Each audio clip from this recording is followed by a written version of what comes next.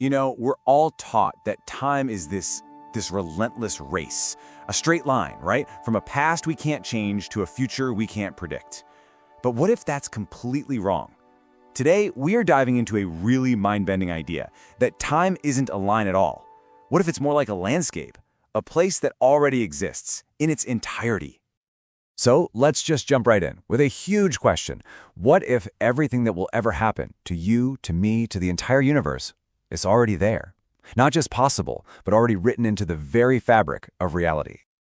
And this quote, wow, it just gets right to the heart of it. It's suggesting that the past and the future aren't places we're traveling between. No, they're more like coordinates on a map. They're fixed locations in a landscape that's already fully formed. Okay, so to really get our heads around this, we first have to tackle what the source material calls the great time illusion. And that's that powerful, constant feeling we all have of time just ticking away, ruling our lives. That non-stop sense of urgency, the ticking clock in our heads. It feels so incredibly real. But the theory we're digging into today suggests this flow isn't actually a property of the universe at all. It might just be a product of our own consciousness, an illusion that we are creating every single moment. This slide lays out the two big ideas perfectly. Over on the left, you've got our good old flowing river of time, always moving forward into some unknown future. But on the right, that's the radical concept, the block universe, where time is a frozen river. Think about that.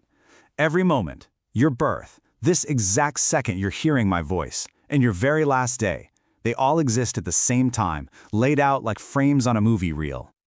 So, where in the world does an idea this strange even come from? Well, this isn't science fiction.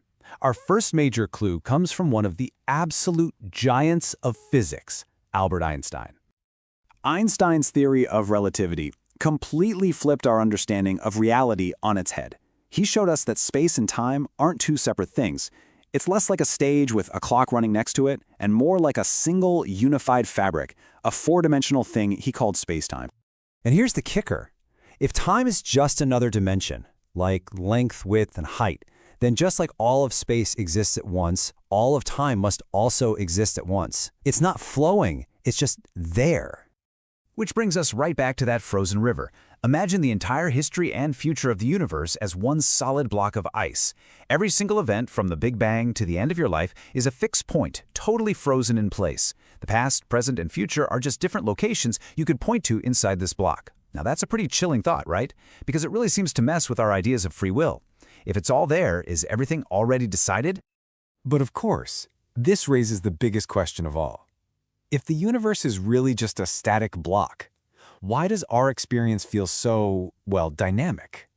Why does it feel like we're moving through time? That is the mystery we've got to solve next.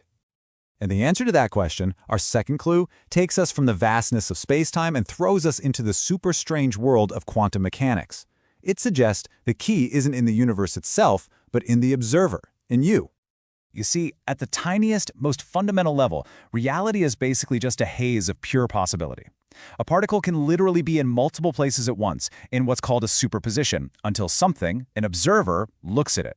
The very act of observation forces all those possibilities to collapse into one single, concrete reality.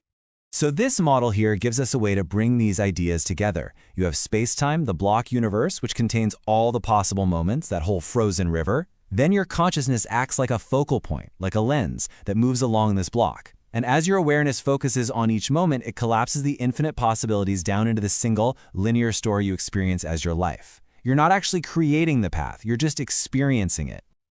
Okay, so we have a static universe and a conscious observer who's experiencing a path through it. So what connects the two? Well, the unifying pattern, our final clue, comes from a really beautiful mathematical concept, fractals. Think of a coastline on a map. From far away, it looks all jagged, but if you zoom in, each little section is also jagged, in pretty much the same way. Zoom in even further, and you'll see the same patterns repeating over and over. That's a fractal. It's a shape where the entire structure is encoded in every single one of its parts, no matter how tiny. Now let's apply that idea to time. If space-time is a fractal, it means the pattern of the whole, the entire timeline, from beginning to end, is embedded within every single moment. The future isn't just out there somewhere.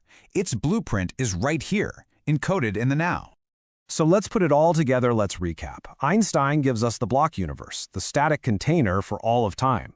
Quantum mechanics gives us the observer, whose consciousness collapses all the possibilities into a single experience. And fractal geometry tells us that the block is structured, so the pattern of the whole is found in every tiny part. I mean, you have three totally different fields, all pointing to one staggering conclusion. The future, in some very real way, already exists. So what does all this mean for us, really? This isn't just some abstract physics lecture. If the future already exists, that has profound implications for how we actually live our lives. And that brings us to our final section, awakening to the now. Think about it. If the future is already set, then all our anxiety, all our constant striving and struggling to control what happens, it's all just misplaced energy. The source material argues that true freedom comes not from changing the future, but from changing our relationship with the present. The real power isn't out there, it's right here, right now. And the source actually suggests some really practical ways to do this. First, anchor your awareness in your body. It's the one part of you that can only ever exist in this now slice of space-time. It's like focusing on a single pixel of the fractal to understand the whole image. Then, use practices like meditation to just watch the present moment, to notice that quiet space between your thoughts. This isn't about controlling the future anymore. It's about surrendering the illusion of linear time to access a much deeper, more holistic awareness of the entire block. This is such a beautiful quote, and it just captures the essence of that fractal idea perfectly. It means that every second isn't just a fleeting tick of the clock, it's a holographic piece of the whole. Within this single moment, the entire pattern of eternity is reflected. And so, we end with this really powerful reframe.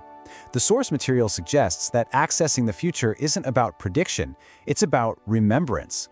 If all of time already exists, then which path, which version of that future are you aligning your consciousness with right now? What are you choosing to remember? Thanks for exploring this wild idea with me.